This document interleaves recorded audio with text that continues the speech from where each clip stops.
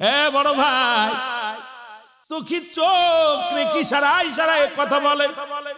রাসূলুল্লাহ তাকে দুজনের ভিতর আলাপ হয়। বড় ভাই চোখে পানি, বড় ভাই ছোট ভাইয়ের আবেগ থেকে চোখ দিয়া পানি ছেড়ে দিছে। আর এই নবীরে কত ভালোবাসে, রাসূলুল্লাহর প্রতি কত প্রেম। ছোট ভাই কয়, ভাইরে তুমি আমার হালকা করে ধরবা, আমাকে যদি তুমি শক্ত করে ধরো পারবো না। তোমার গায়ে বল বেশি, আমার চাইতে বড় বেশি। সুতরাং বড় ভাই কয়, ভাইরে ঠিক আছে। যখন ছোট ভাইকে ধরছে, বড় ভাই এক টান দে, ছোট ভাই এক টান দে বড় ভাইরে ফেলে দিছে। ফেলে দিয়া বুকের পরে উঠে বলে, ইয়া রাসূলুল্লাহ, ইয়া হাবিবাল্লাহ, এইবার তো আপনি নিবেন। জোরে জোরে চিল্লায় বলেন মারহাবা। এ দুনিয়ার মুসলমান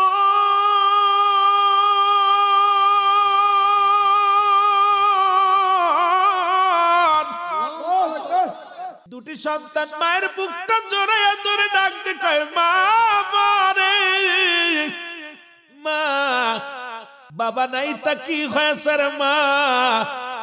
আমরা দুই ভাই যাব রাসূলুল্লাহর সঙ্গে যুদ্ধ করতে, মা গো বিদায় দাও, বিদায় দাও। আরে রাসূলুল্লাহ যুদ্ধের ডাক দিছে রে, আমরা দুটি ভাই যাব যুদ্ধের ময়দানে গো মা, বিদায় দাও, বিদায় দাও। বলে, বাবা তোরা তো ছোট ছোট মানুষ, যুদ্ধের ময়দানে নবীজি নিবেন না, মহিলাদের নিবেন না, কানা খোড়ানোলা নিবেন না, কারণ যুদ্ধের ময়দান এটা একটা কঠিন ময়দান।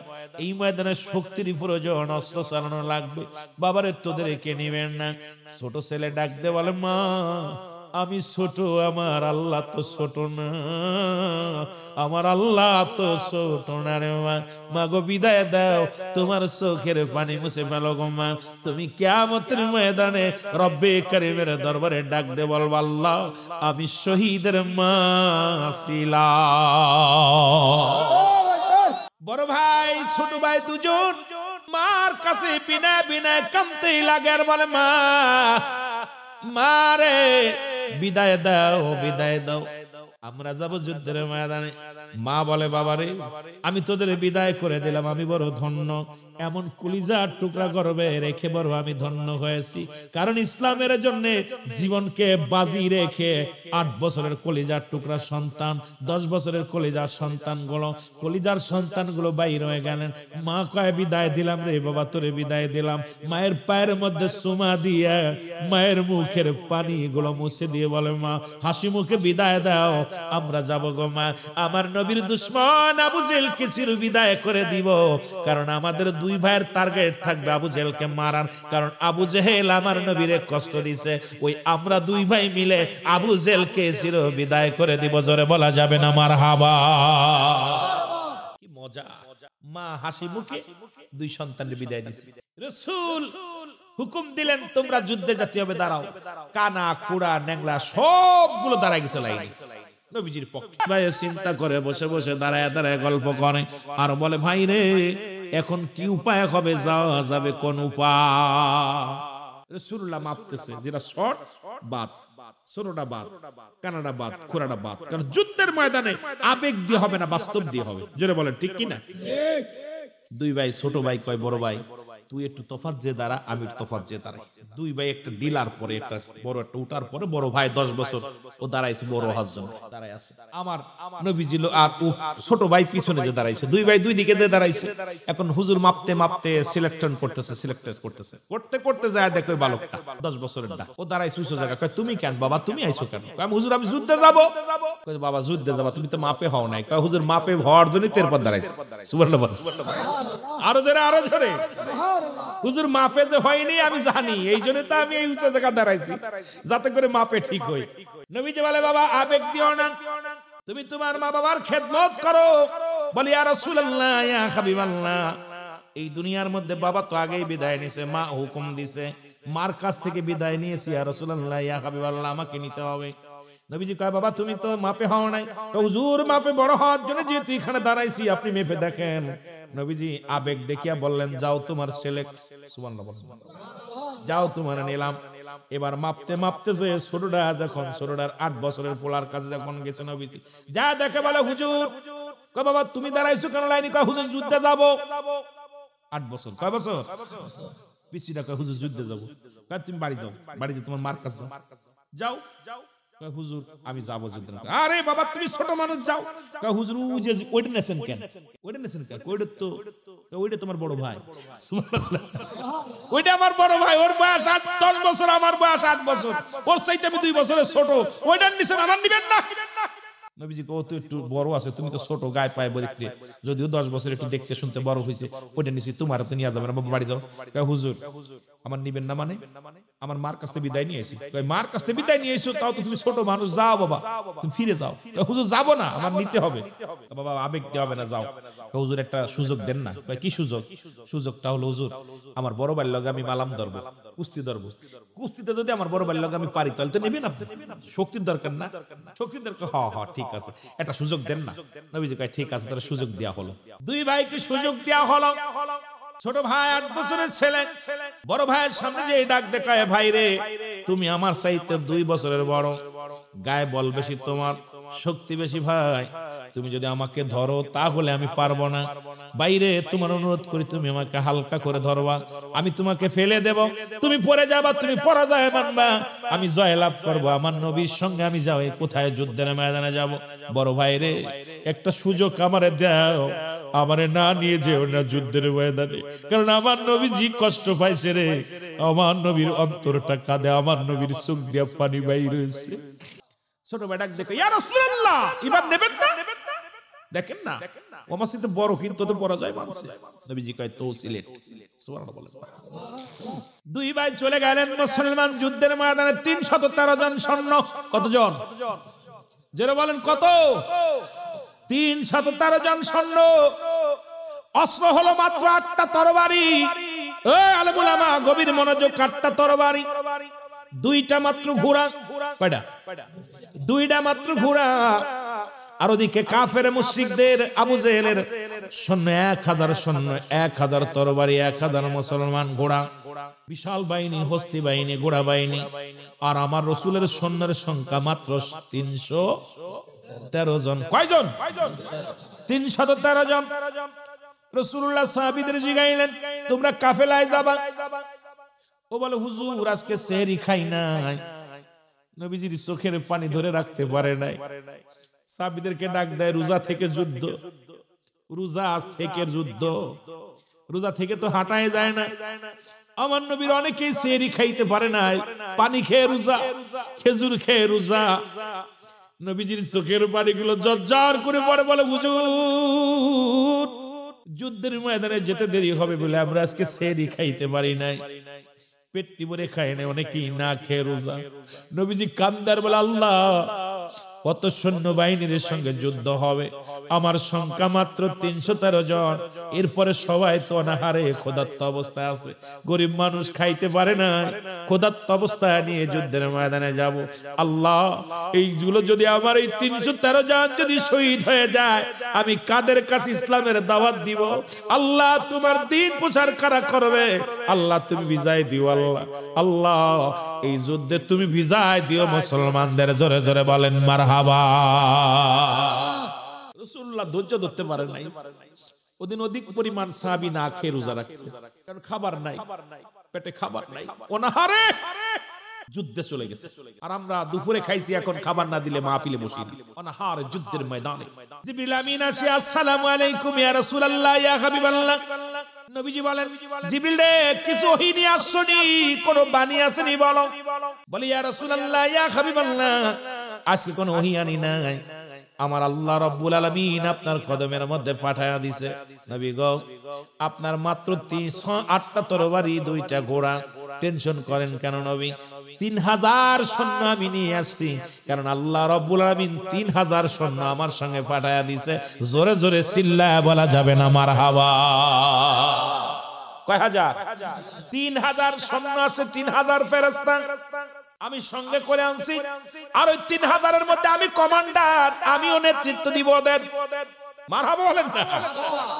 3000 আরো আল্লাহ রাব্বুল আলামিন 5000 স্টকে রেখে দিছে, যদি লাগে আপনি বলেন।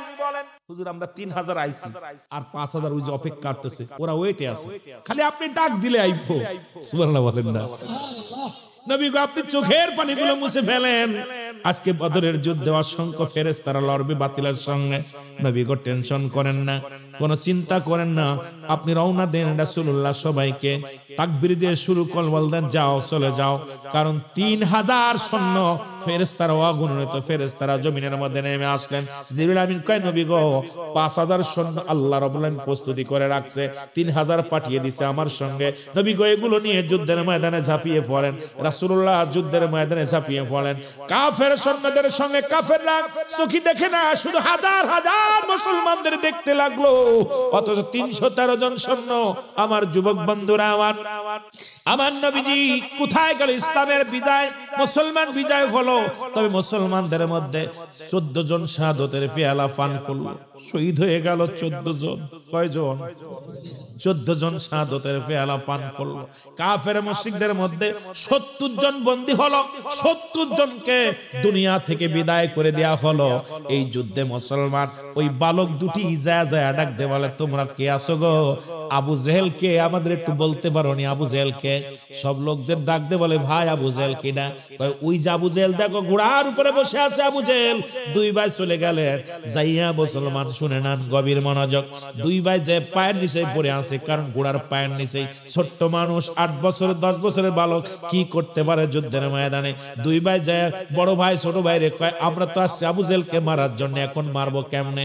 আবু জেহেলকে তো ছোঁয়া যায় না, আবু জেহেল তো অনেক উপরে রয়েছে, কেমনে মারা যায়? ছোট ভাই কয় ভাই রে ঘোড়ার পা কেটে দাও। ঘোড়ার পাটা যদি কেটে দেয়া হয় তাহলে ঘোড়া পড়ে যাবে, তখন মারতে সহজ হবে। জোরে জোরে বলেন না সুবহানাল্লাহ।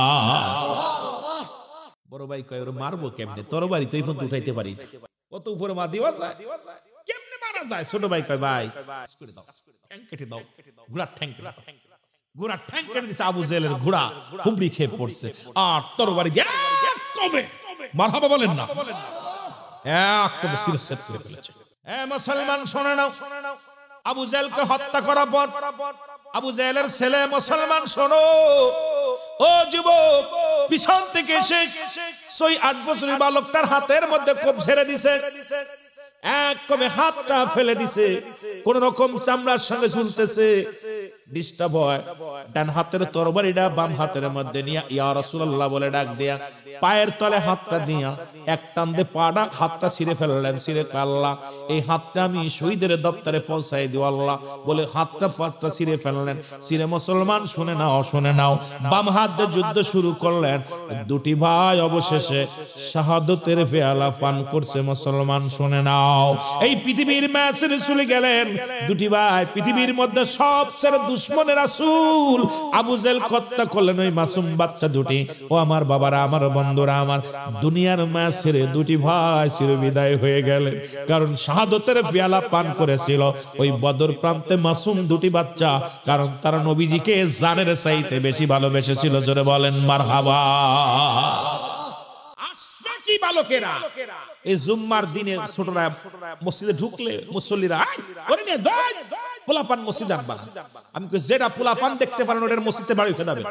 যে মুসল্লি পোলাপান দেখতে পারে না, ছোটদের দেখতে পারে না, ওরা পিটায় খেদাবেন মসজিদ থেকে। কারণ হলো ওরা এখন যদি মসজিদে যাওয়া না শেখে, মসজিদে যদি সিজদা নিয়ে দেওয়া শেখে, ওরা জীবনে মসজিদমুখী হবে না। জোরে বলেন ঠিক কিনা? গান শুনতে নিয়ে যায়, বাজারে নিয়ে যায়, খুব ভালো লাগে। ছোটদেরকে নিয়ে আসবেন, সাথে করে দুই ছেলে দুই পাশে হাত ধরে নিয়ে আসবেন, সাথে বসায় রাখবেন, কাছে বসায় রাখবেন, মিশতে দিবেন না কারোর সাথে। 5 ওয়াক্ত নামাজে ছেলেদেরকে সাথে করে নিয়ে আসবেন, নামাজটা পড়বে। ওরা দেখবেন ওরা কি হবে, ওরা এর থেকে নামাজি হবে, আল্লাহমুখী হবে, ভয় থাকবে। আজকে আপনাদের বুঝতে পারছে, আপনাদের ছেলেদেরকে যে মসজিদে আনেন না তার প্রমাণ মাহফিল। এই মাহফিলে যদি ছেলেরা আপনারা আনতেন, তাহলে আপনাদের সাথে আপনাদের ছেলেগুলো পাশে বসতো। যারা বসে, যাদের সন্তানগুলো দেখা যায়, এরাই বেশিরভাগ সন্তানগুলো ভালো কাজে নিয়ে যায়। কেন আপনারা আনেন না? প্রমাণ যে এই মসজিদের ছোট বাচ্চারা হয় না, যাও হয় ওদের সাথে ভালো ব্যবহার হয় না। ভালো ব্যবহার হলে কেন বাচ্চারা আজকে কেন মাহফিলে নাই? এরা ঘোরাঘুরি করে বসে থাকবে চাতক পাখির মতো, এখানে বয়া থাকবে। কেন নাই? কারণ তাদের ভিতরে আমরা সে প্রেম দিতে পারি নাই। এই জন্য রাসূলুল্লাহর কাছে আপনাকে চিনার জন্য 3টা জায়গা যথেষ্ট। নাম্বার 1 আপনার স্ত্রী আপনাকে সার্টিফিকেট দিতে পারে আপনার চরিত্র কেমন। আর ছোট বাচ্চারা চেনে ভালো মানুষ। দেখবেন ছোট বাচ্চারা, দেখবেন যে ব্যক্তি ভালো মানুষ তার পিছ দৌড়ায়, কেউ অন্য মানুষ ডাকলেও যায় না, আবার কেউ কারেজে উঠে বসে। কথা বুঝেননি? এই জন্য আমার বাবারা সবসময় বাচ্চাদেরকে ভালো কাজে উৎসাহিত করবেন, ইসলামের জন্য তাদেরকে উৎসাহিত করবেন। দেখবেন ওরা শান্তিপ্রিয় ছোট বালকরা, ওরাও জান্নাতের বাগানে ছুটে আসবে। জোরে বলেন মারহাবা। একটু মহব্বতের সঙ্গে দুরূদ শরীফ পড়েন। আল্লাহুম্মা ওয়ালা আলি সাইয়্যিদিনা। আমার ভাইরা, আমার বন্ধুরা, যে কথাগুলো বলে দিলেন কান্ডা লাগা শোনো। আজকে যে দান করলা, ভালো করছো না খারাপ করছো? জোরে বলেন, ভালো না খারাপ? তিন বন্ধু বনি ইসরায়েলদের মধ্যে খুব খেয়াল করবেন বাবা, আলোচনাটা খেয়াল করবেন। বুখারী শরীফের হাদিস, কোন বানোয়াট গল্প নয়। 2333 নম্বর হাদিস খানা, বুখারীর বর্ণনা। মুসলমান শোনো, আব্দুল্লাহ ইবনে উমর রাদিয়াল্লাহু তাআলা হতে বর্ণিত, রাসূল সাল্লাল্লাহু আলাইহি ওয়াসাল্লাম বয়ান করেছেন। আব্দুল্লাহ বলে, আমার নবীজি বলছে, বর্ণনা করছে হযরত উমরের ছেলে আব্দুল্লাহ, উনি বলেন আমার নবী বর্ণনা করছেন। কি বর্ণনা করছে শোনো, কথাগুলো খেয়াল করবেন। বনি ইসরায়েলদের তিন বন্ধু একদিন যাইতেছিল, রাস্তা দিয়ে অতিক্রম করতেছিলেন। এই রাস্তার ধার দিয়ে যায়, হঠাৎ করে বজ্রপাত শুরু হলো, বৃষ্টি শুরু হয়ে গেল, মেঘমালা বয়ে আসলো, চারিদিক থেকে অন্ধকার নেমে আসলো। তিন বন্ধু ভয়ের মধ্যে কাঁপতে লাগলো। তিন বন্ধু চিন্তা করে, আল্লাহ আজকে নিস্তার নাই, পাপী মানুষ, এ রব্বে কারীম, আমরা বিপদ থেকে বাঁচা সম্ভব নয়, আমরা বিপদ থেকে বিপদে পড়ে গেছি আল্লাহ। পাশেও বাড়ি নাই, সামনেও বাড়ি নাই, পিছেও বাড়ি নাই, দাঁড়ানোর কোনো জায়গা নাই। উপর থেকে বজ্রপাত শুরু হয়ে গেল। তিন বন্ধুর ভিতরে ভয়, আতঙ্ক শুরু হয়ে গেল। তিন বন্ধু পালাবে, কোথায় যাবে, কোথায় বাঁচার চেষ্টা করতে লাগলেন। আমার বাবারা আমার, হঠাৎ দেখতে পাইলেন বিশাল একটা গর্ত। আমার যুবক বন্ধুরা খুব খেয়াল করবেন। এবার ওই গর্তের মধ্যে তিন বন্ধু প্রবেশ করলেন। জোরে জোরে বলেন মারহাবা। তিন বন্ধু যখন প্রবেশ করলেন ভিতরে, বিশাল বজ্রপাত, অন্ধকার। হঠাৎ বিশাল এক প্রকৃতি, এক পাথর আসিয়া, বিশাল বড় এক পাথর আসিয়া গুহার মুখটা বন্ধ হয়ে গেল। তিন বন্ধু ভিতরে, গুহার মুখটা বন্ধ হয়ে গেল। চোখের পানি ছেড়ে কান্দে তিন বন্ধু, আল্লাহ আমাদের আর আপনজনে কেউ কোনোদিন দেখতে পাবে না, এই পাহাড়ের গুহা থেকে পাথর সরবে না, আমাদের লাশ কেউ খুঁজে পাবে না। আল্লাহ আমাদের এমন মৃত্যু দিলে, এত কষ্ট দিলে, আল্লাহ রব্বে কারীম আমাদের বাঁচাও, আমরা তো মারা যাব। তিন বন্ধু এখানে মারা যাব। তিন বন্ধু জীবনে আল্লাহ কত চলার পথে একসাথে চলতাম, একসাথে খেলতাম, একসাথে ঘোরাঘুরি করতাম। আজ যদি তিন বন্ধু এই গর্তের মধ্যে মরে থাকবো, পৃথিবীর কেউ জানবে না, পৃথিবীর মানুষ কেউ জানবে না। আল্লাহ কাঁদতে লাগলেন, চোখের পানি ছেড়ে কাঁদতে লাগলেন। তিন বন্ধু যুক্তি করায় ভাই। তিন বন্ধু বলে, বন্ধু রে, জীবনে তো কোনোদিন ভালো কর্ম ঠিক মতো করি নাই, তবে রব্বে কারীমের দরবারে যদি কোনো ভালো আমল করে থাকি, সেই আমলের ওসিলা করে আল্লাহর দরবারে আজকে কানব। আল্লাহ রাব্বুল আলামিন যেন আমাদের উপরে দয়া করে। জোরে জোরে বলেন মারহাবা। তিন বন্ধুর কাহিনী বনি ইসরাইলদের একদম বুখারীর বর্ণনায় এত সুন্দর বর্ণনা করছে, আমি আশ্চর্য হয়ে গেছি আলোচনাটা। তিন বন্ধু, প্রথম বন্ধু দোয়া করেন, আল্লাহ আদম নবী দোয়া করেছিল, আমার সাথে বলেন, রব্বানা জালামনা আনফুসানা ওয়া ইল্লাম তাগফির লানা ওয়া তারহামনা লানাকুনান্না মিনাল খাসিরিন। আমার সাথে আরো জোরে বলেন, রব্বানা জালামনা আনফুসানা। মারহাবা, মারহাবা। এদের সবাই দোয়াটা পড়ে মারহাবা, অনেক ভালো লাগলো। আদম নবী বলে, আল্লাহ আমি জালিমদের অন্তর্ভুক্ত গেছি, আমারে তুমি ক্ষমা করে দাও। খুব খেয়াল, দোয়াটার অর্থ কিন্তু আছে বিশাল দোয়া। আদম বলে, আল্লাহ আমি জালিমদের অন্তর্ভুক্ত গেছি, আমারে তুমি ক্ষমা করে দাও। এখন আদমরে যদি কোনো ব্যক্তি জালিম বলে, তার ঈমান থাকবে না, চলে যাবে। দোয়া করে, আল্লাহ ইউনূস আলাইহিস সালাম রেও তো তুমি বিপদে ফেলেছিলে, আল্লাহ উনিও দোয়া পড়েছিল, পড়েন লা ইলাহা ইল্লা আনতা সুবহানাকা ইন্নী কুনতু মিনাজ জালিমিন। মারহাবা বলেন না, মারহাবা। এই যে আলোচনায় আসবে অনেক কিছু শেখা যায়, বোঝা যায়।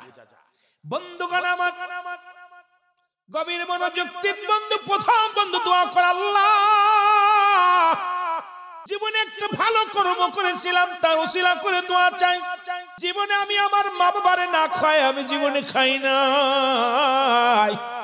ও আমার আল্লাহ, আমি বকরি পালন করতাম, সারাদিন বকরি লালন পালন করেছি, চড়িয়েছি মাঠে, সন্ধ্যা লাগলে বাড়ি ফিরতাম, দুধ দহন করে আগে আমার মারে দিতাম, বাবারে দিতাম। বাবা মারে না খাওয়ায়া জীবনে আমি নিজেও খাই নাই, আমার বাচ্চাদেরও খাওয়াই নাই। আল্লাহ আমার বিবিরে খাওয়াই নাই। পৃথিবীর মধ্যে আমার মা বাবার অনেক ভালোবাসতাম। ও যুবক বন্ধুরা শোনো, আমার বন্ধুগান একটু কান লাগা শোনো, মার পাগলেরা শোনো, বাবার পাগলেরা শোনো। আরে নাফরমান সন্তানের দোয়া আল্লাহ কবুল করবে না, পিতামাতার অবাধ্য সন্তানের কোন ফরিয়াদ আল্লাহ কবুল করবে না। এরে ডাক দে যুবক, ডাক দে, বলে বাবু, মাবুদ রে, জীবনে আমি এই ভালো কাজটা করেছি, জীবনে আমার বিবিরে আমি আগে খাবার দিই না। আমার ছোট ছোট মাসুম বাচ্চা ছিল, তাদেরও খাতে দিতাম না।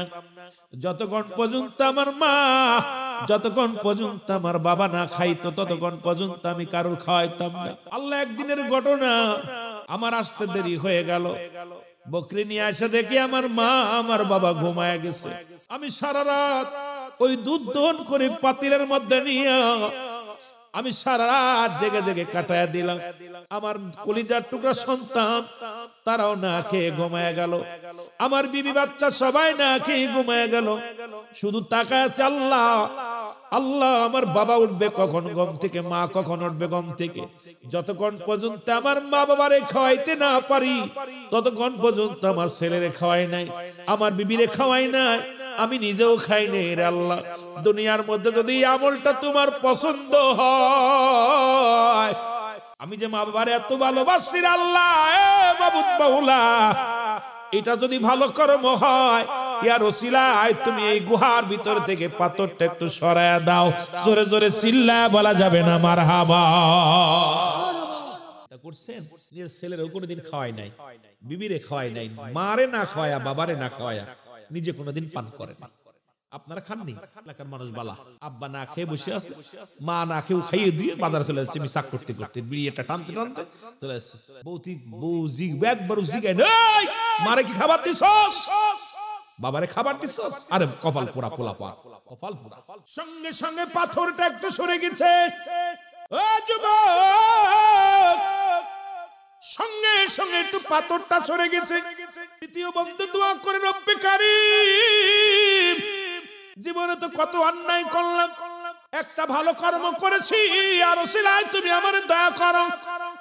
আল্লাহ আমার স্বাস্থ্য বোন ছিল, অনেক সুন্দরী চেহারা, এত সুন্দর চেহারা, আমি তার উপরে লোভ লালসা এসে যায় রে আল্লাহ। একদিন তাকে বললাম, কুপ্রস্তাব দিলাম, তার যৌবন দেখিয়া কুপ্রস্তাব দিলাম। তখন আমার ওই বোন বলেছিল, আমি তোমাকে মহারানার তোমার দাবিদার, মহারানার দায়িত্ব তোমাকে দেওয়া হয় নাই, সুতরাং আমাকে তুমি নষ্ট করতে পারবা না, তুমি মাওলাকে ভয় পাও। আমার ওই বোন রাজি হলো না। অনেক দিন হয়ে গেল, দুর্ভিক্ষ দেখা দিল, এলাকার মধ্যে অভাব হয়ে গেল, আমার ওই চাচার সম্পত্তি গুলো সব শেষ হয়ে গেল।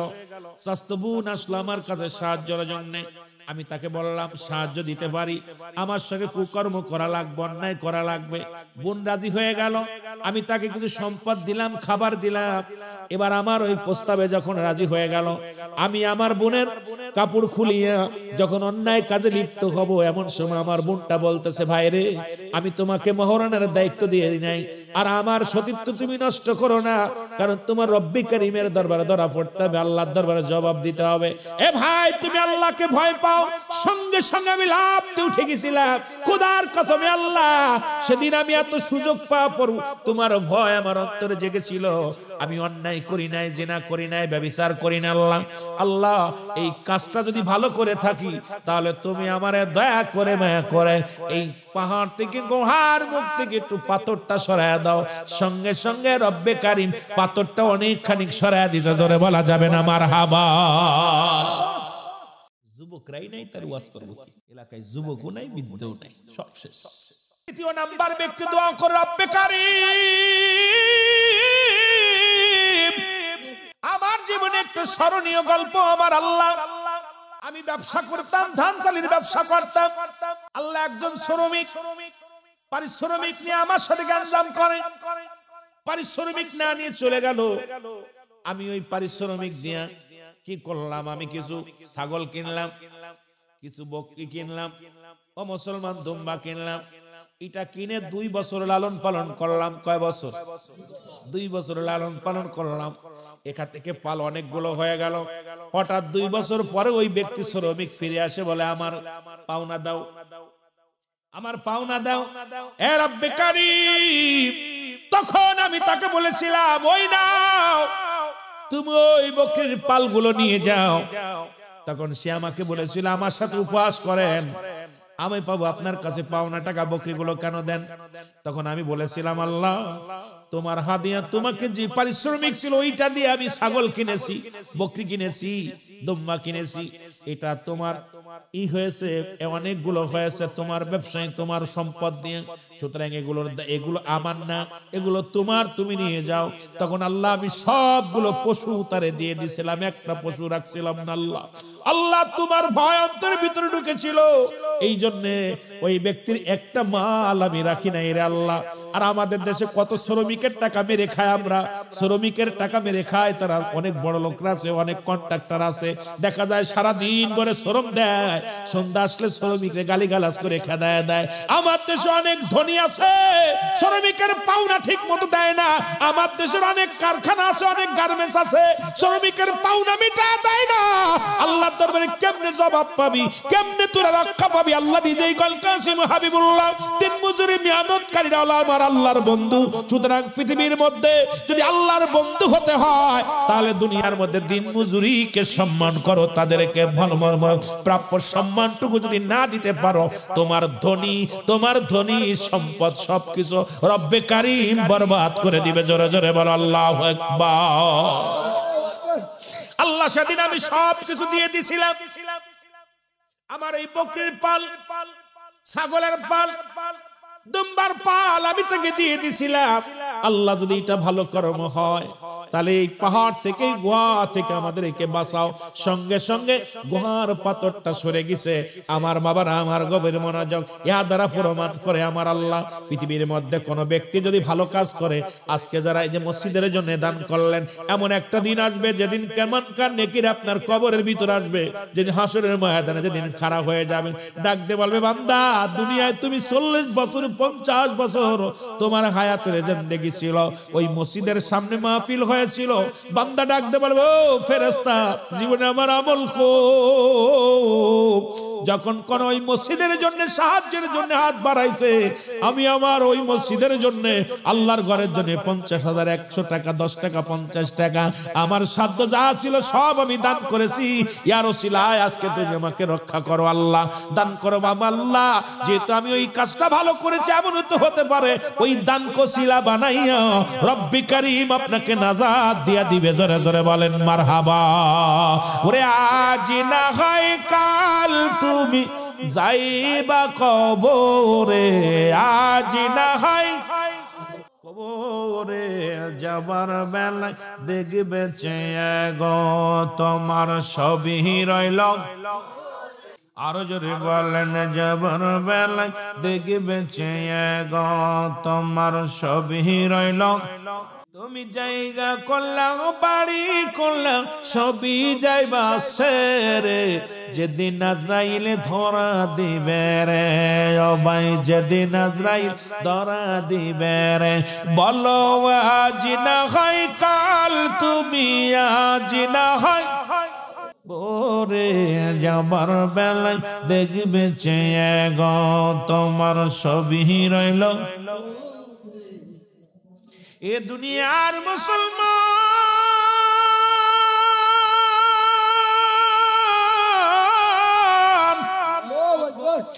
2 নম্বর বিপদ হলো মানুষের কবর।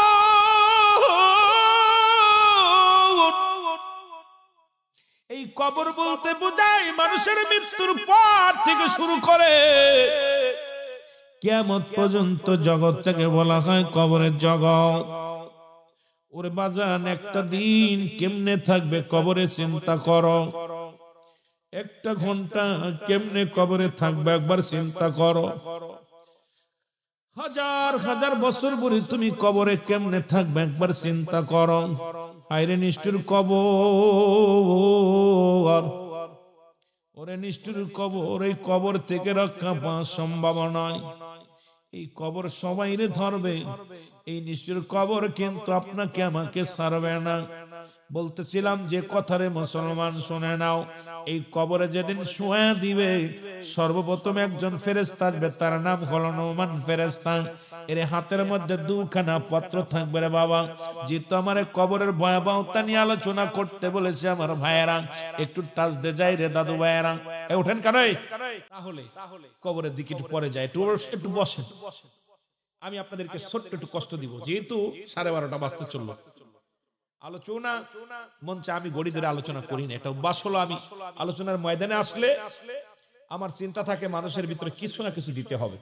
চিন্তা থাকে একটাই, যে আমি যেন ঠগাই না যায় মানুষকে। জিকির আজগার দিয়ে 1 ঘন্টা কাটালাম, 1 ঘন্টা জিকির দিয়ে ফাজলেমি করে গল্প করে আনন্দ দিয়ে, এটা আমার দ্বারা সম্ভব না, কোনোদিন করিও নাই, করার নিয়তও নাই। যে কটা দিন বেঁচে আছি চিন্তা করি সালাম বিনিময় করে আলোচনা শুরু করব, যতটুক পারি দিনের কথা আলোচনা করবে। হেদায়েতের মালিক তোমার আল্লাহ, জোরে বলেন ঠিক কিনা? হেদায়েতের মালিক কে? অনেক আলোচনা আছে, অনেক আলেমরাও আছে, দেখি 1 ঘন্টা ওয়াজ করলে 45 মিনিট জিকির আজগার মুনাজাত নাজাত দিয়ে শেষ করে। দেখি এগুলো, তখন মাঝে কষ্ট লাগে যে এই মানুষগুলো বসে থাকে, এইগুলো মনে আপনাদের ভালো লাগে, আমার বোঝা হয়ে গেছে ওইগুলো ভালো মজা লাগে। ওয়াজ শুনবেন না আপনারা, ওয়াজ শোনার দরকার। আমাকে নিয়ে আসেন ওয়াজ করানোর জন্য, এখন আমার তো রং ঢং করার জন্য গজল গার জন্য আনেন নাই, আমাকে আনছেনই ওয়াজ শোনানোর জন্য। সেই আলোচনা যদি আমি না করতে পারি আর যদি এটা না করে যায়, আমি খোদা তাআলার কাছে কি জবাব দিব? জবাব তো দিয়া লাগবে আল্লাহর কাছে। এই মাহফিলটা চান কে কে? একটু হাত তোলেন। নারায়ে তাকবীর, নারায়ে রিসালাত, নারায়ে তাকবীর। মাহফিলটা শান্ত, এখান থেকে উঠে যাবেন না থাকবেন? থাকবেন না চলে যাবেন? টাকা দেন দেন না দেন না দেন, দুঃখ নাই। এটা কার ঘর? আপনি কার? মাহফিল কার? জমিন কার? জোরে বলেন কার? দিবেন কার?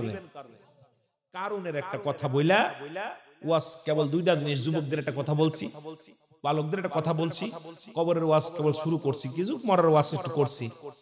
কারণ ছিল মুসা আলাইহিস সালামের স্বাস্থ্য ভাই। কি ছিল? নাম কি? কারণ। আল্লাহ তাকে এত পরিমাণ ধন সম্পদ দিয়েছিল, মুসা নবী মাঝে মাঝে বলতো, ভাই কারণ তুমি এটা ভালো কাপড় গায়ে দিও।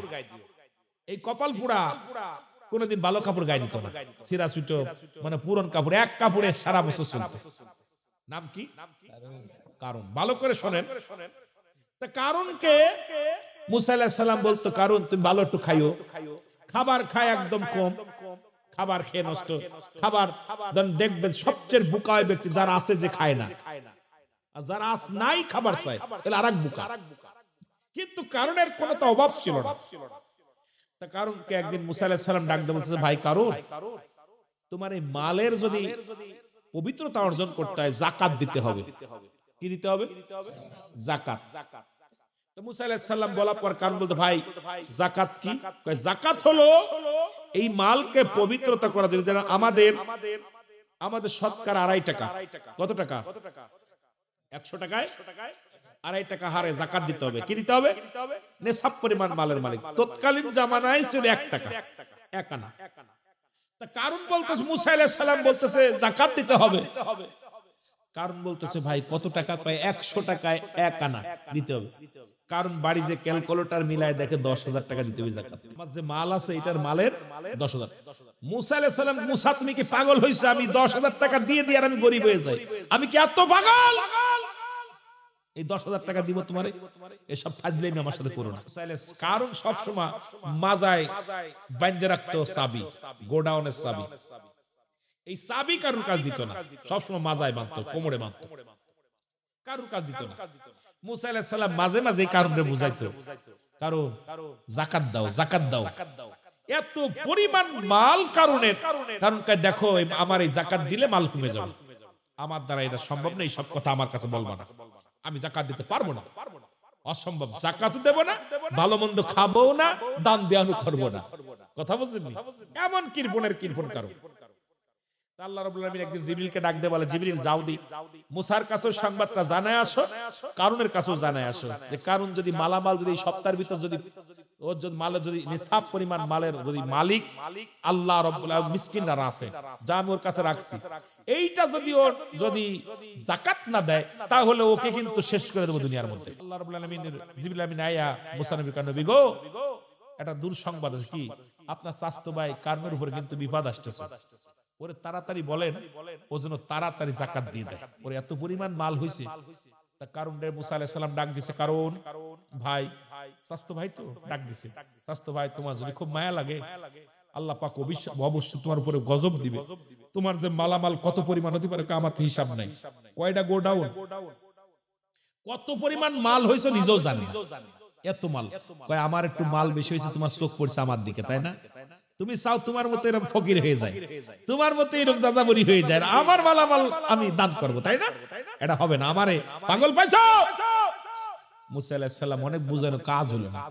এবার আল্লাহ পাক গজব দিলেন, কারণ হঠাৎ করে কারণ হাঁটু পর্যন্ত মাটির নিচে দেবে গেছে। হাঁটু নিচে যখন দেবে গেলেন মাটির মধ্যে, মুসা নবী ডাকতে বলে, কারণ এখনো সময় আছে, যদি বাঁচতে চাও তোমার মালের যাকাত দাও, তোমার মাল দান করো, মানুষের প্রতি দান করো, স্বর্ণ রূপা তোমার অভাব নাই, গোদম ঘরের অভাব নাই। কারণ কয় মুসা রে, যদি মাটির নিচে পুঁতে যায় তবু কাজ হবে না, আমি 1 টাকাও যাকাত দিতাম না, 1 টাকাও খাইতাম না, কারণ আমার সম্পদ কমে যাবে, ওই 1 টাকাতে যদি কিছু কিনা যদি খাই ওই টাকাটা কমে যাবে, 1 টাকাতে দান করি ওই টাকা কমে যাবে। সুতরাং আমার দ্বারা যতই তুমি যা বলো গো, এই দুনিয়ার মধ্যে কাজ হবে না, আমি কারুন এক করিও কারুর দেব না। মাজা পন্তু পুঁতে গেল, মুসারে কয়, মুসা তুমি আমার উপরে জাদু খাটাইতেছো, আমার এই ধন সম্পদ নেওয়ার জন্য কাজ হবে না, আমি দিব না। মাজা পন্তু গেছে ভিতরে, কারণ কয় মুসা শুনে রাখো, কান খুলে শুনে রাখো, দুনিয়ার মধ্যে থেকে যদি মারা যায় কোনো দুঃখ নাই, দুনিয়া থেকে যদি বিদায় হয়ে যায় কোনো দুঃখ নাই, তবে একটা কানা করু আমি দান করব না, আমার সম্পদ কারুর দিব না, আমার সম্পদ আমি নিজেও খাবো না, কাউকে দেব না। পর্যন্ত মাটির নিচে চলে গেল, কোন বন্ধু জোরে বলেন, কোন বন্ধু? বুক পর্যন্ত কারুনের মাটির নিচে চলে গেছে। মুসা ডাকতে বলে, ভাই কারুন, বড্ড মায়া লাগে রে, তুই আমার স্বাস্থ্য ভাই, তুই একটু পরেই তো সম্পূর্ণ মাটির নিচে চলে যাবে, একটু দয়া করে তোর গুদমঘর থেকে মানুষের একটু দান কর, একটু বল, খালি মুখ দিয়ে দিতে বল, আর চাবি কোথায় তোর চাবিগুলো বল, আমি খুলে দিতেছি তোর চাবিগুলো। কারণ কয় মুসা রে, তোমার মতো পাগল নেই আমি, আরে আমার চাবিগুলো আমার মাথার মধ্যে রয়েছে, ওরে পৃথিবীর মধ্যে আমি যদি পুঁতে যাই তবু চাবি পাবা না, আমি যদি মাটির নিচে চলে যাই চাবি দিব না, কারণ চাবি আমার দেহের মধ্যে বাঁধা আছে। সুতরাং মুসা রে, তুমি জেনে রাখো, যদি মাটির নিচে যদি আমি চলে যাই, মারা গেল, একটা কানা করু দান করব না। মাজা গলা পর্যন্ত বুইতা গেছে। মুসা পুইতা লাভ হচ্ছে, তুমি শোনো, যতই তুমি আমার ফটো চাবি আমার মাজায় এটা দিতেছি না, কত বড় কিরফন চিনছেন না? এবার মুসা আলাইহিস সালাম অনেক অনুনয় বিনয় করলেন, কারণ সর্বশেষ বিদায় নিলেন। কারণ ডাক দেখায়, মুসা রে, আমি জীবনের মায়া ত্যাগ করতে পারি কিন্তু সম্পদের মায়া ছাড়তে পারবো না, জীবনের মায়া যদি হয়ে যায় তবু আমি বেঁচে থাকতে একটা কানা করি আমার গুদম ঘর থেকে কাউকে নিতে দেব না, তোমারও দেব না, কাউকে দিব না, যাকাত দিব না। রব্বুল আলামিন এত কষ্ট পাইলেন, জিবরিলকে কয় দে তোরে ঠাসা দিয়ে একবার দুনিয়া থেকে বিদায় করে দেয়। সঙ্গে সঙ্গে কারুনকে দুনিয়ার মধ্যে থেকে এই পৃথিবীর মায়া ছেড়ে বিদায় করে দিলেন। ওই কারুন বাদশার চাবি পর্যন্ত পাওয়া যায় যায় না মুসা নবী। এরপরে তালাশ করলেন সৈন্যদেরকে নিয়ে, তোমরা খোঁজ দেই কারণের গোদাম ঘরের চাবি কোথায়। দেখা যায় এই পৃথিবীর কোন মানুষের কাছে চাবিগুলো দেয় নাই, কারণ চাবিগুলো মাজার মধ্যে বন্দী করে দুনিয়া থেকে বিদায় হয়ে গেছে। কারণ এই দুনিয়ার সম্পদের মোহে এমন ভাবে পড়েছিল, দুনিয়ার লোভ লালসার মধ্যে এমন ভাবে পড়েছিল, একটা কানা করি দুনিয়ার মধ্যে দান করে নাই। রব্বে কারিম তারে দুনিয়া থেকে বিদায় করে দিছে, তবুও সে একটা টাকাও দুনিয়ার মধ্যে গরিবের হক দেন নাই, দুনিয়ার মধ্যে নিজেও ভালো মন্দ খায় না, জীবনে কোনোদিন দেন নাই। এইরকম আজকে আপনি ধন সম্পদ রেখে যাবেন, তিনটা জিনিস কাজে লাগে। নাম্বার 1 নেকামল, নাম্বার 2 সদকায়ে জারিয়া, দান দিয়ান খয়রাত যা করবে এটা কাজে লাগবে। নাম্বার 3 হলো নেককার সন্তান। এখন এমন সন্তান রেখে গেছেন গাঁজা খায়, মদ খায়, মুসলমানিয়াবা খায়, এই সন্তান কোনোদিন আপনার 4 পয়সার কাজে লাগবে না। এই দুনিয়ার সম্পদ রেখে গেলেন, এই দুনিয়ার সম্পদ খাবে লোকে, আপনার দেহ খাবে পোকে। সুতরাং ওই কবর জগৎটা বড় ভয়ঙ্কর জগৎ, যে দেশে গেলে সন্তান পার হয়ে যাবে, বিবি পার হয়ে যাবে, আপনজনটা পার হয়ে যাবে, সেই দেশে আপনার আমাকে শুইতে হবে। আমি আপনাদের অনুরোধ করে থাকবো, অনুরোধ করে যাবো বা জানবে, এই মসজিদের জন্য এমন ভাবে দান করবেন রব্বে কারিম যেন খুশি হয়ে যায়। এই দুনিয়া থেকে বিদায়ের পরে যেন আমার আল্লাহ আমাদের ডান হাতে জান্নাত খানা দান করে। জোরে বলুন আমিন। আপনারা আমার মরণের পেয়ালা পান করি নাই গো, রাত শুরু করেছি 11টা বাজতে চলল, এখনো পর্যন্ত মরণের পেয়ালা পান করি নাই। সকাল পর্যন্ত বেঁচে থাকবো কেউ গ্যারান্টি দিতে পারি না। জোরে বলেন ঠিক কিনা? সকাল পর্যন্ত কেউ গ্যারান্টি দিতে পারবো না। ছোট ভাই গজল গায়ে হলো সুন্দর একটা, ভালো লাগলো।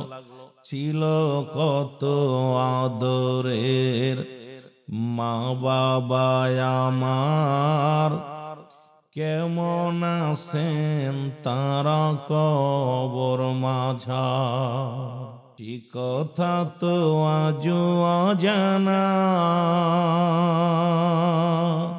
আমিও তো চলে যাব বেলায় বেলায় বিদায় বেলা, কুল্লু নাফসিন যায়কাতুল মাউত। আদর করেন আর না করেন, চির বিদায় নিতে হবে, এর মধ্যে কোনো সন্দেহ নাই। জোরে বলেন ঠিক কিনা? এ দুনিয়ার মুসলমান,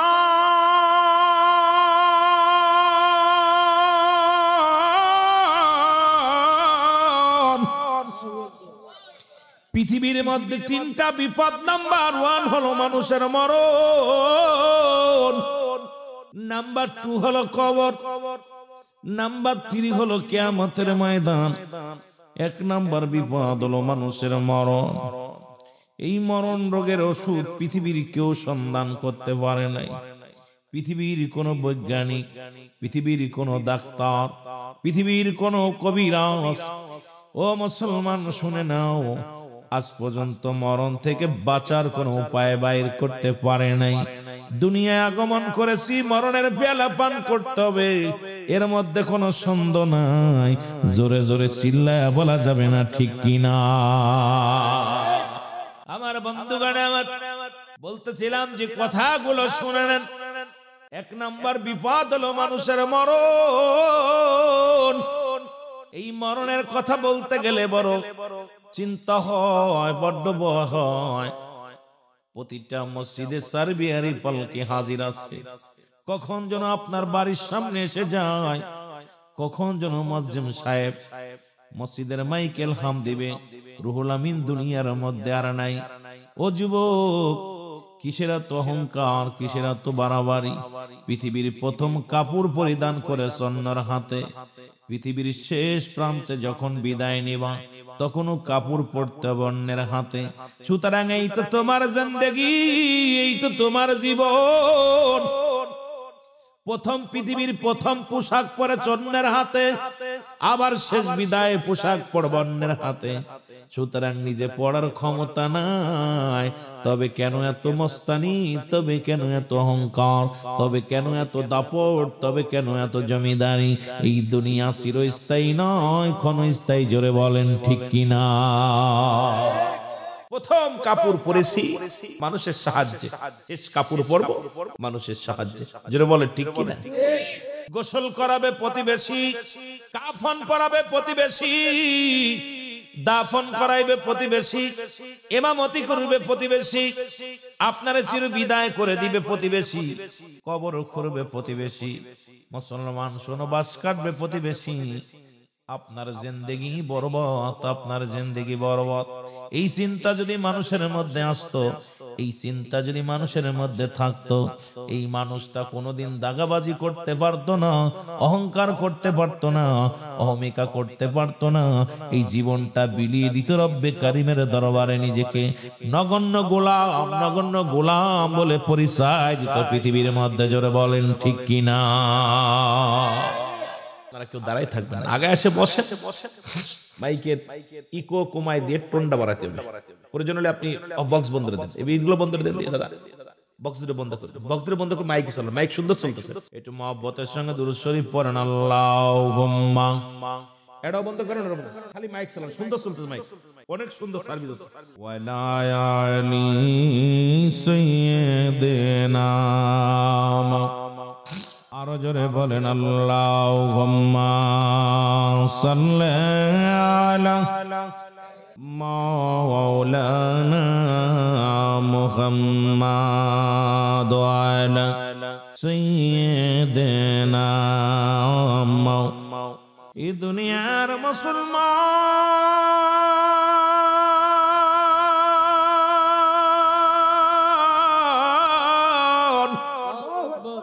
মৃত্যুর কথা বলতে যা রে মুসলমান, শোনো গো।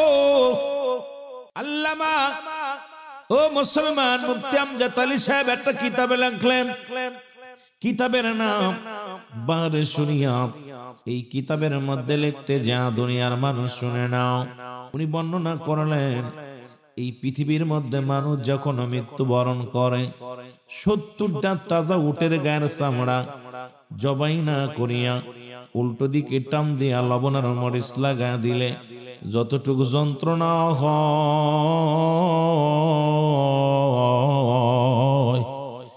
এর চাইতে 70 গুণ যন্ত্রণা হলো একটা সাধারণ মৃত্যুরে বাবা। এখন আমরা মরণকালে পায়খানা করে দিই, মরণের সময় অনেকেই প্রস্রাব করে দিই, অনেকেই মরণের সময় চোখ দুটি বড় বড় হয়ে যায়, মরণের সময় অনেকের মুসলমান জিহ্বা বাইর হয়ে যায়, পায়খানা প্রস্রাব পর্যন্ত করে দেয়। তাদের মরণটা কত কঠিন হয়। ও যুবক বন্ধুরা শুনে নাও, কত মানুষের গোসল করাইলাম, কত মানুষের দাফন করাইলাম, কত মানুষের কাফন পরাইলাম। দেখেছি গোসল করানোর সময়, ওই মায়ের গোসল করানোর সময় দেখেছি পায়খানা প্রস্রাব করে দিছে। আল্লাহ, কত কঠিন মৃত্যু আমাদেরকে দিবা গো। 1 নাম্বার বিপদ, ওই মরণের পেয়ালা পান করতে হবে। রব্বে কারীম,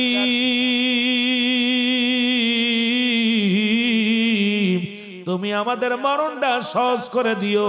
জোরে জোরে চিল্লায় বলা যাবে না আল্লাহু আকবার। মহব্বতের সঙ্গে উচ্চ আওয়াজে আর একবার বলেন আল্লাহু আকবার। মহব্বতের সঙ্গে দুরূদ শরীফ পড়েন আল্লাহুম্মা ওয়ালা আলি।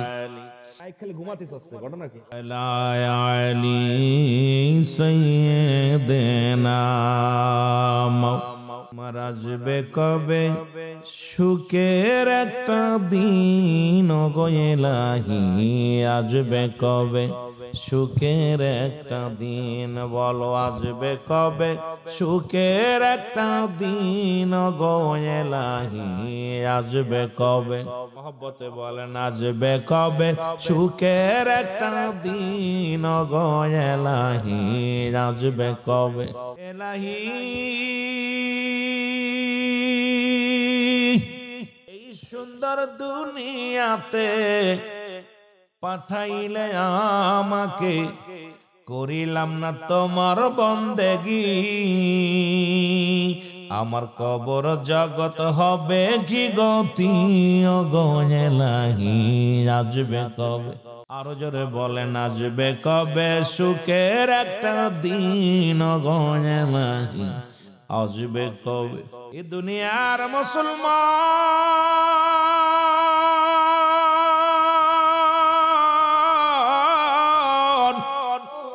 এর মরণের কথা বলতে গেলে বড্ড ভয় লাগে গো। কখন যেন আজরাইল আলাইহিস সালাম হাজির হয়ে যাবে।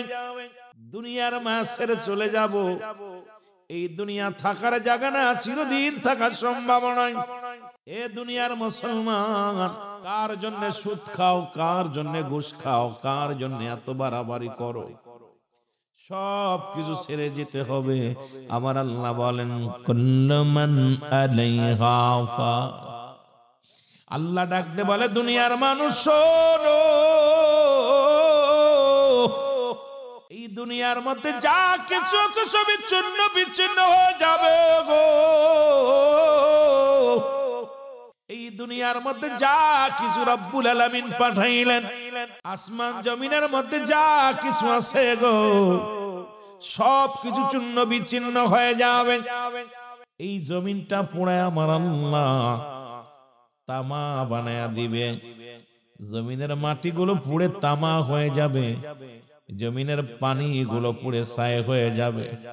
যেদিন কিচ্ছু বলতে কিচ্ছু থাকবে না, সেদিন থাকবে শুধু আমার আল্লাহ। জোরে জোরে চিল্লায়া বলা যাবে না আল্লাহু আকবার। যেদিন এই জমিনটা পুড়ে তামা হয়ে যাবে, এই জমিনের মধ্যে যত পানি আছে সব পুড়ে ছাই হয়ে যাবে গো। যেদিন কিচ্ছু বলতে কিচ্ছু থাকবে না, সেদিন থাকবে আমার আল্লাহ। আল্লাহ বলে বান্দারে সেদিন থাকবো আমি রাসূলুল্লাহর ভালোবাসা নিয়ে। মারহাবা বলেন। আল্লাহর ভালোবাসা নিয়ে থাকবে আমার নবী, আল্লাহ থাকবে ভালোবাসা নিয়ে রাসূলুল্লাহ। এই জন্য রাসূলের প্রেম ভালোবাসা আমাদের দরকার। কারণ নবী লাগবে কবরে, নবী লাগবে মিজানে, নবী লাগবে ফুলসিরাতে, নবী লাগবে ইয়াউমুল কিয়ামতের ময়দানে। নবী বিনে কোনো বান্ধব নাই, নবী বিনে কোনো উপায় নাই, নবী বিনে কোনো গতি নাই। সেই নবীর প্রেমের মালা গলায় পড়তে চাই কে চাই না। এই রাসূলের প্রেমের মালা পড়েছিল বদরের যুদ্ধে দুইজন বালক ও যুবক। দিলের কান্ডা লাগা শোনো, যদিও আমার ওয়াজ ওদিকে নয়, আমার ওয়াজ আজকে কবর হাসর মিজান দিয়া। এই আলোচনা করতে গেলে কবরে আযাব নিয়ে, মরণের কথাগুলো বলতে গেলে 2-4 ঘন্টা সময় লেগে যাবে। রাসূলের প্রেমের মালা পড়লো। ও মুসলমান শোনো, হযরত মুআজ রাদিয়াল্লাহু তাআলার কলিজার দুটি সন্তান, যার বয়স হলো একটার বয়স 8, একটার বয়স 10। ওই যে ছোট ছোট মাসুম বাচ্চা দুটো বসে আছে, দেখে বড্ড ভয় আনন্দ লাগলো মনের ভিতরে। কত যুবক আজকে মাহফিলে আসে নাই, অথচ মাসুম বাচ্চা দুটে আজকের মাহফিলে বসে আছে। জোরে জোরে চিল্লায় বলেন মারহাবা। দুইটা বালক, একজনের বয়স 8, আরেকজনের বয়স 10। খুব খেয়াল করবেন, ওয়াজ খুব খেয়াল করবেন। কিন্তু কত কষ্ট করে বসে আছেন, আমরা আনন্দ দিতে পারবো না। যত সময় থাকবেন একটু চোখের পানি ফেলবেন, কাজে লাগবে। দুইটা বালক, রাসূলুল্লাহ মক্কা জীবনে অনেক কষ্ট করলেন, কালেমার দাওয়াত দিতে যান। নবী দাওয়াত দেয়, পড়েন আশহাদু আল্লা ইলাহা ইল্লাল্লাহু ওয়াহদাহু লা শারীকা লাহু واشهد ان محمدا عبده ورسوله لا اله الا الله মুহাম্মাদুর রাসূলুল্লাহ সাল্লাল্লাহু আলাইহি ওয়াসাল্লাম। হুজুরের অপরাধ কি জানেন? নবীজির অপরাধ হলো কালেমা প্রচার, ঠিক কি না? খুব খেয়াল করবেন আলোচনাটা, যেহেতু আমি আমার মূল ধারায় ফিরতে হলে খুব দ্রুত যেতে হবে। ছোট্ট দুইটা বাচ্চা দেখে, ওই যে দেখেন ছোট ছোট মাসুম বাচ্চা, বয়স হলো 8, 10। কয় বছর? জোরে বলেন কয় বছর? জান্নাতি মানুষগুলো আওয়াজ দিবেন। সময় পেলে যুবকদের একটু বলবো, যেহেতু পল্লী এলাকার মাহফিল, বাস্তবতা নিয়ে আলোচনা করতে হবে। শুধু কবরের ভিতর থাকলে কবরের কোনো আফটার ওয়াজ নাই। মরণ হবে এর মধ্যে কোনো সন্দেহ নাই, কবরে আযাব হবে এর মধ্যে কোনো সন্দেহ নাই। জোরে বলেন ঠিক কি না? বিকল্প আছে নাকি? কবর থেকে বাঁচার উপায় আছে আমল। মরণ থেকে বাঁচার কোনো উপায় নেই। মরণ থেকে বাঁচার কোনো উপায়, কবর থেকে বাঁচার উপায় আছে নেক আমল। জোরে বলেন ঠিক কি না? মনে হয় ভুল বলতেছি। মরণ থেকে বাঁচার কোনো পথ আছে? ডাক্তার, কবিরাজ, পৃথিবীর আদম নবী থেকে শুরু করে আদম আলাইহিস সালাম থেকে শুরু করে আজ পর্যন্ত যত নবী ওলি গাউস কুতুব আসছেন সবাই বিদায় নিয়েছে। জোরে বলেন ঠিক কি না? কেউ আছে? কিন্তু কবর জগতে নবী ওলিদের জন্য জান্নাতের দরজা খোলা, জাহান্নামীদের জন্য জাহান্নামের দরজা খোলা। কবর থেকে বাঁচার উপায় আছে নেক আমল। কবর থেকে বাঁচার একটা উপায় আছে, হাসরের ময়দানও বাঁচার উপায় আছে নেক আমল। আমল দ্বারা ছায়া পাবে। মানুষগুলো বলবে ইয়া সালিম, আমাকে নিরাপত্তা দাও, নিরাপত্তা দাও। শুধু একমাত্র পাপিষ্ট বান্দার জবান দিয়ে বাইর হবে আল্লাহ আমাকে নিরাপত্তা দাও। আর ওই দিন যারা ঈমানদার নাচতে নাচতে আল্লাহর জান্নাতে যাবে। জোরে বলেন না মারহাবা। আর একটু জোরে বলেন মারহাবা। কিন্তু মরণ থেকে বাঁচার কোনো উপায় বন্ধু নাই রে, রে যেই জায়গায় বলো বন্ধু নাই রে, বান্ধব নাই রে যেই জায়গায়, সেই জায়গারি বন্ধগণ মুস্তাফা। আহা, এই দুনিয়ার মুসলমান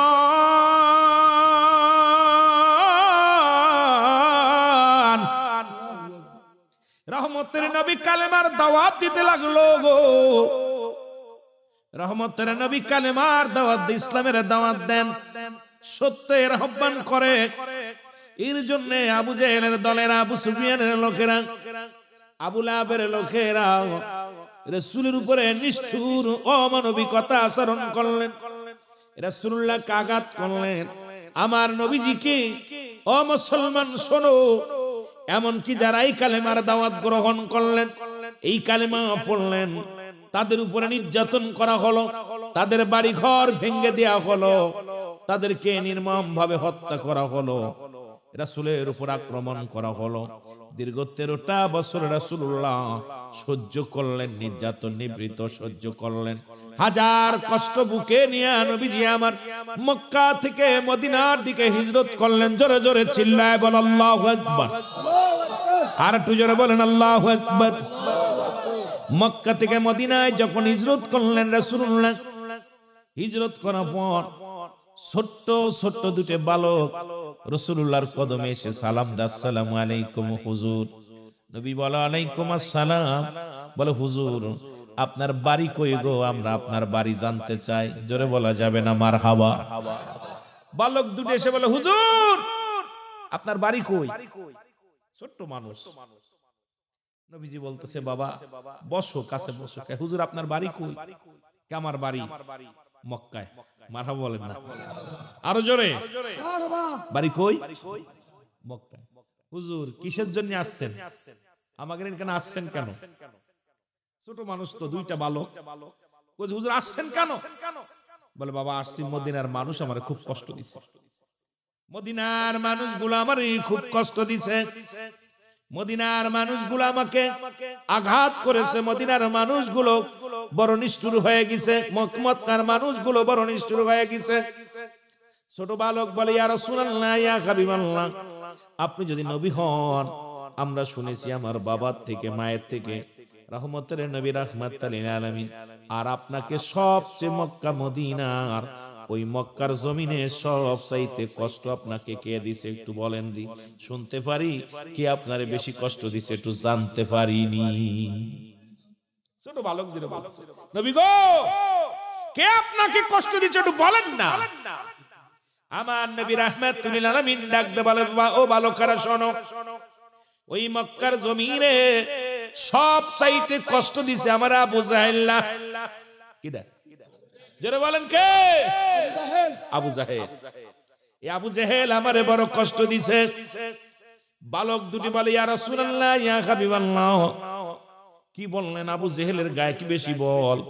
আবু জাহেলের গায়ে কি অনেক শক্তি? আবু জাহেল কি অনেক বড় নেতা? নবী বলে না না, দুশ্মনদের নেতা, হকের নেতা নয়, ওটা হলো বাতিলের নেতা। আর ওই আবু জেহেল আমাকে অনেক কষ্ট দিছে, শুধু অপরাধ আমার লা ইলাহা ইল্লাল্লাহু সাল্লাল্লাহু আলাইহি ওয়াসাল্লাম। এ দুনিয়ার মুসলমান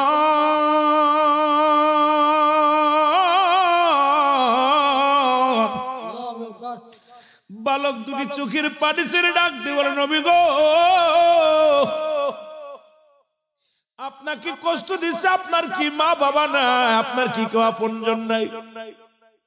নবী ডাক দিয়ে বলে, বালকেরা রে, এই দুনিয়ার মধ্যে আমার মা নাই রে, এই দুনিয়ার মধ্যে আমার বাবা নাই, এই দুনিয়ার মধ্যে বড় এতিম। ও যুবক বন্ধুরা, দিলের কান্ডা শুনে নাও। নবীজি বলেন, বালক রে, কি বলবো তোমার কাছে, তুমি ছোট্ট মানুষ। আমি যখন আমার মায়ের গর্ভে 6 মাস, তখন আমার আব্বা জান ছিল, বিদায় হয়ে গেছে।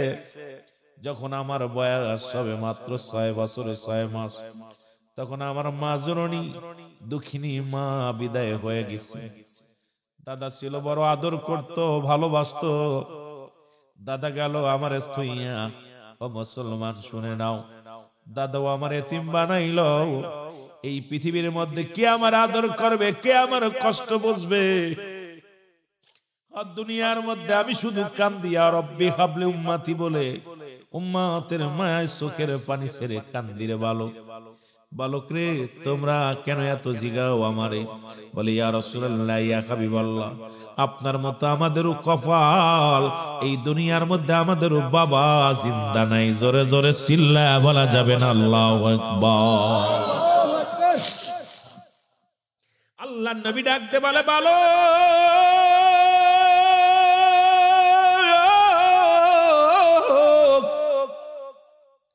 এই মদিনার মানুষগুলো কত ভালো, মদিনার মানুষের দিলে কত মায়া রে, মদিনার মানুষগুলো কত ভালোবাসে আমারে। আমার নবীজি খুশি হলেন। বালক চোখের পানি মুছে বলে, ইয়া রাসূলুল্লাহ, ইয়া হাবিবাল্লাহ, আপনারও বাবা নাই, মা নাই, এই দুনিয়ার মধ্যে আমাদের বাবা নাই। নবী গো, বাবার আদর থেকে আমরা বঞ্চিত হয়ে গেছি। ইয়া রাসূলুল্লাহ, ইয়া হাবিবাল্লাহ, নবী গো, আপনি টেনশন করেন না, চিন্তা করেন না, আমরা দুভাই আপনার পাশে আছি। জোরে জোরে চিল্লায়া বলা যাবে না মারহাবা। ছোট্ট বালক, 8 বছর 10 বছর। রাসূলুল্লাহ কিছুদিন যেতে যেতে হঠাৎ করে রাসূল দেখে মক্কার কাফেররা, মক্কার মুসলমানদের উপরে নির্যাতন, এত পরিমাণ নির্যাতন বাড়িয়ে দিল, ঘর দরজা পুড়িয়ে দেওয়া শুরু করল। শুধু মুহাম্মাদের কালেমা পড়ার কারণে অগণিত মুসলমানদের ঘর দরজা পুড়িয়ে দেওয়া হলো। রাসূলুল্লাহ মক্কা থেকে মদিনায় চলে আসলো হিজরত করে। আর যারা ছিল বাকি যারা, তাদের উপরে খুব নির্যাতন করা হলো। রাসূলুল্লাহ সহ্য করতে না পেরে রব্বে কারীমের কাছে সিজদায় পড়ে কান্দে, আল্লাহ, মুসলমান যদি এভাবে শেষ হয়ে যায়, তোমার দ্বীনের দাওয়াত আমি কার কাছে দিব? ইয়া আল্লাহ, মুসলমান যদি মার খেয়ে শেষ হয়ে যায়, এদেরকে কে সাহায্য করবে? তুমি ছাড়া কেউ সাহায্যের মালিক নাই। আল্লাহ, তুমি সাহায্য করো। জোরে বলেন মারহাবা। আমার বন্ধুগণ, আমার রাহমাতুল লিল আলামিন প্রার্থনা করলেন রব্বে কারীমের দরবারে। রব্বে কারীম জিবরিলকে বলে, জিবরিল আমিন, যাও আমার হাবিবরে জানায়া দাও, বাতিলের সঙ্গে যুদ্ধের জন্য আমার নবী যেন প্রস্তুতি হয়। কারণ মুসলমানদের প্রথম যুদ্ধ শুরু হবে, হক এবং বাতিলের মধ্যে একটা লড়াই হবে। এই যুদ্ধের জন্য আমার দোস্তকে বলে দাও, সেজন্য বাতিলের কাছে মাথা নত না করে, বাতিলের কাছে মাথা উঁচু করে দাঁড়ায়। জোরে জোরে বলেন মারহাবা। জিবরিল আমিন এসে বলি, ইয়া রাসূলুল্লাহ, ইয়া হাবিবাল্লাহ, আপনাকে আল্লাহ পাক ঘোষণা দিয়েছে আপনি ওদের সঙ্গে মাথা নত করেন না। কারণ মুসলিম মিল্লাতের উপরে নির্যাতন হয়, মুসলমানদের উপর আঘাত করা হয়, মুসলমানদের ঘর দরজা পুড়িয়ে দেওয়া হয়, মুসলমানদের মেয়েদের পর্দার হিজাব গুলো খুলে নেওয়া হয়। যেমন ভাবে ভারতের মধ্যে অসংখ্য মুসলিম মেয়েদের মাথার কাপড়গুলো খুলে নেওয়া হয়, মুখের কাপড়গুলো খুলে নিতেছে। ও মুসলমান শোনো, বড় কষ্ট লাগে। আজ মুসলমানদের নিরাপত্তা নাই, মুসলমান জাতি নিরুপায় হয়ে গেছে। কারণ ইহুদি খ্রিস্টানরা এই দুনিয়াটা পাকড়া করতে চায়, আর আমাদের মতো এই দু পায়ে জানোয়ার মার্কা আলেম, দু পায়ে জানোয়ার মার্কা মুসলমান যারা স্বার্থের জন্য ঈমান বিক্রি করে দিছে। জোরে জোরে চিল্লায় বলেন ঠিক কিনা?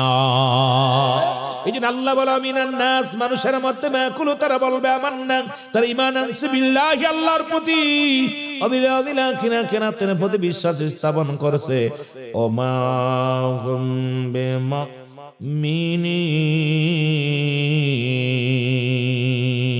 আল্লাহ বলে হাবিব, আমার আল্লাহ বলে হাবিব, ওই মানুষের মধ্যে বেঈমান গুলো আছে।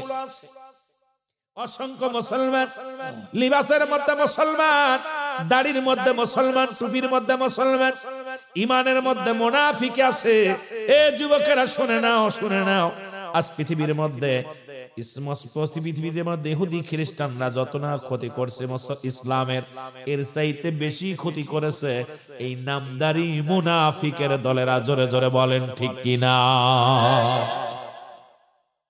বন্ধুগণ আমার, দিলের কান্ডা লাগা শোনো।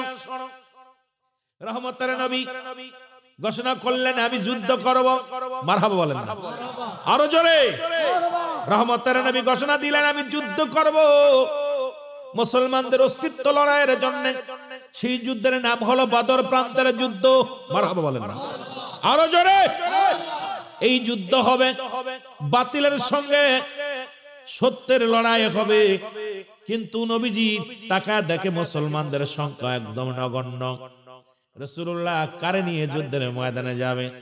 এদিকে আবু জেহেলের জনবল বেশি, আবু জেহেলের শক্তি বেশি, আর রাসূলের কাছে মাত্র অস্ত্র হলো 8টা তরবারি, 2টা ঘোড়া মাত্র। এই 2টা ঘোড়া দিয়া 8টা তরবারি দিয়া যুদ্ধ করবে কার সঙ্গে?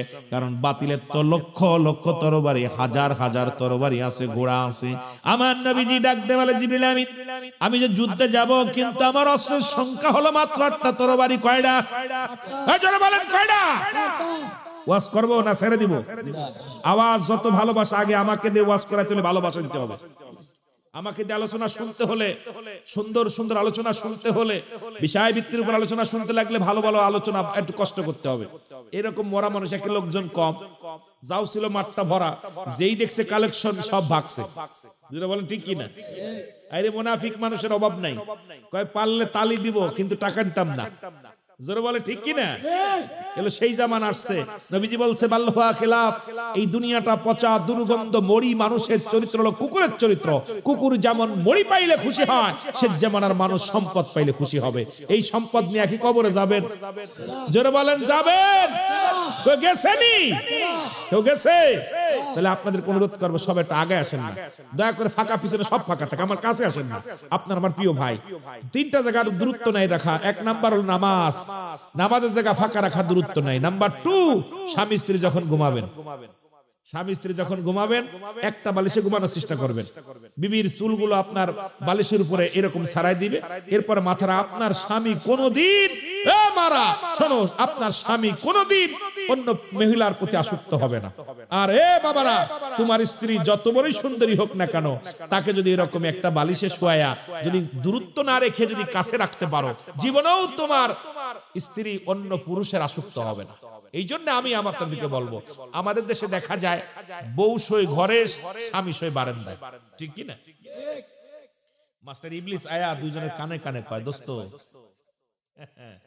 তোরে থুইয়া, এত সুন্দর বউ তোরে থুইয়া বারান্দায় শুয়েছে মিন, সেটা তোর প্রতি আসক্ত না। এবার বউরে যে কয়, বুঝান শুনছো নি, তোমার প্রতি আকর্ষণ নাই, পাড়ায় পাড়ায় মহিলা দেখা দেখা এটার প্রতি ভালোবাসা নষ্ট হয়ে গেছে। কথা বুঝছেন? আর একটা জায়গা হলো কুরআন হাদিসের মাহফিল, এই জায়গা কোন সময় ফাঁকা রাখা দূরত্ব নেই, ওখানে ইবলিস এসে বসবে, আপনাকে ধোঁকা দিবে। সুতরাং এই জন্য পিছনের ভাইদেরকে বলছি, উঠে চলে আসেন, সামনে আগায় চলে আসেন, একটু জিকির করতে করতে আগায় আসেন। সুবহানাল্লাহ, আলহামদুলিল্লাহ, লা ইলাহা, আরো জোরে সুবহানাল্লাহ, লা ইলাহা আরো জোরে লা ইলাহা লা ইলাহা ইল্লাল্লাহু লা ইলাহা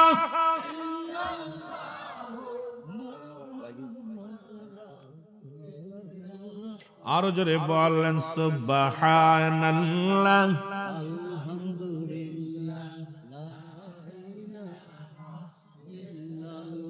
এ দুনিয়ার মুসলমান গভীর মনোযোগ রহমতের নবী যুদ্ধের ঘোষণা করে দিয়েছেন যুদ্ধের ঘোষণা করে দিলেন আগামী 17ই রমজান কত রমজান আহা রোজার মাস মুসলমানরা তেমনি ক্লান্ত সারাদিন রোজা রাখে আর এই মাসে যুদ্ধ হবে 17ই রমজান রহমাতুল লিল আলামিন ঘোষণা করে দিলেন যুদ্ধ হবে ন্যায়ের পক্ষে আর বাতিলের পক্ষে ওই 8 বছরের শিশু দুইটা শুনতে পাইল এক দড়ি বাড়িতে গিয়ে যায় দেখে মা দুঃখিনী মা জননী ও আমার মারা যারা ওয়াজ শুনতেছ শুনে নাও মা জননী কান্দে রব্বে কারীম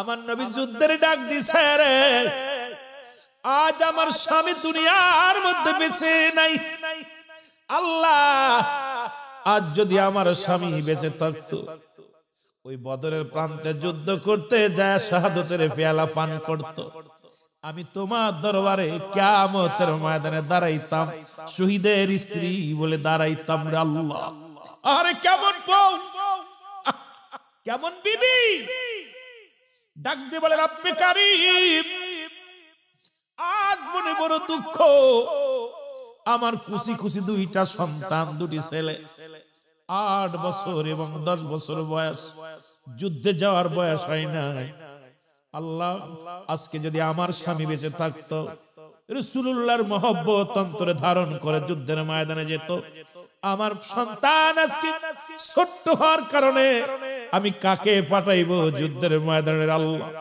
আমি শহীদের বিবি হতে পারলাম না আল্লাহ মনে বড় আশা ছিল স্বামী যুদ্ধের ময়দানে যাবে বাতিলের সঙ্গে লড়াই করবে ন্যায়ের পক্ষে থেকে শাহাদাতের পেয়ালা পান করবে আর আমি হাসরের ময়দানে দাঁড়ায় রব্বে কারীম তোমার দরবারে বলবো আমি শহীদের স্ত্রী ছিলাম আমি শহীদের স্ত্রী ছিলাম জোরে জোরে চিল্লায় বলা যাবে না মারহাবা কাকে বলে ইসলাম কাকে বলে আদর্শ কাকে বলে নীতি কাকে বলে ঈমান দুটি সন্তান দূরে যে বলে মা মা গো ও মা তুমি কেন কাঁদছো দুটি ছোট ভাই তো খেলাধুলা করে মা তুমি কেন কাঁদছো বলে বাবারে আজকে আমি কাঁদতেছি মার চোখের পানি দেখে আসল ভিজে যায় মুখ বেবে মার চোখ দিয়ে পানি বাইর হয় দুঃখিনী মা কান্দার কান্দার ডাক দিয়ে কয় বাবারা রে কি বলবো তোদের কাছে কেমনে আমি বলবো তোদের কাছে রে আজ যদি তোমার বাবা দুনিয়ার মধ্যে বেঁচে থাকতো আরে আমার নবীজি যুদ্ধের ময়দানে যাবে না জানি আমার নবীর উপর আক্রমণ করে না জানি মুসলমানদের উপর আক্রমণ করে আরে এই জন্য আমার বড় কষ্ট হয় আজ যদি বাজারে তোমার বাবা বেঁচে থাকতো ওই যুদ্ধের ময়দানে যেত বাতিলের সঙ্গে লড়াই করত রে যদি বেঁচে থাকতো তোমরা গাজীর সন্তান হতে যদি দুনিয়া থেকে বিদায় নিত শহীদের পিতা বা সন্তান হতে গো আমি দুঃখিনী মা মারে আমার নবীজি যুদ্ধের ময়দানে ডাক দিছে কারণ আমি মহিলা মানুষ নবীজি মেয়েদেরকে নিবে না সুতরাং আমি যাইতে পারছি না অন্তর আমার কাঁদে আমার রাসূলুল্লাহর জন্য আজকে যদি এই যুদ্ধে শরীক হতে পারতাম ওই বাতিলের সঙ্গে লড়াই করতাম জোরে জোরে চিল্লায় বলা যাবে না মারহাবা ওরে আজ না হয় কাল তুমি যাইবা কবরে আজ না হয় বরে যাবার বেলায় দেখবে চেয়ে গো তোমার সবই রইল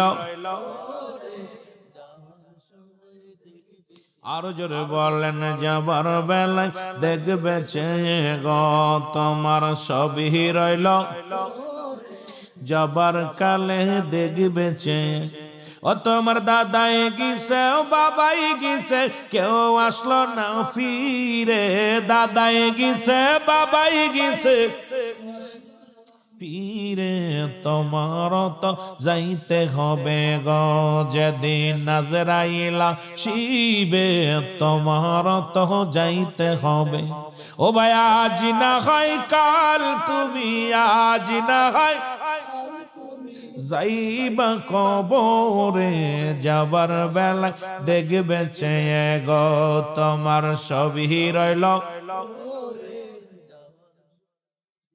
জায়গা করলাম জমি করলাম সবই যাইবা সেরে যেদিন আজরাইলে ধরা দিবে রে ও ভাই যেদিন আজরাইলে ধরা দিবে রে ও ভাই আজ না হয় কাল তুমি আজ না হয় যাইবা কবরে যাবার বেলায় দেখবে চেয়ে গো তোমার সবই রইল